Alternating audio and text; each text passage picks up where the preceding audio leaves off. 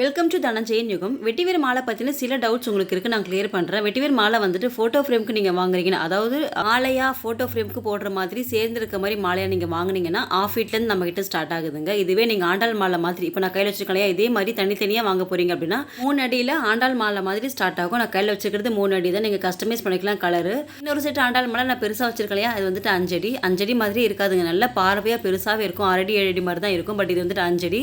நீங்கள் 5 அடி வாங்கினீங்கன்னா உங்களுக்கு 10 அடி கிடைக்கும். ஏன்னா லெஃப்ட் ஹேண்ட் சைடு 5 அடி வரும், ரைட் ஹேண்ட் சைடு 5 அடி வரும். நிலவாசலுக்கு போடுற மாதிரி 2 சைடும் சேர்ந்த மாதிரி நீங்கள் 5 அடி வாங்கினீங்கன்னா உங்களுக்கு 10 அடி கணக்கில் வருங்க. பட் நீங்கள் 5 அடிக்கு தான் பே பண்ண போறீங்க. 7 அடியில் வாங்க போறீங்கன்னா இந்த சைடு 7 அடி, அந்த சைடு 7 அடி, மொத்தம் 14 அடியில் வருங்க. இதுதான் கணக்கு ஆண்டாள் மாலைக்கு வரும்.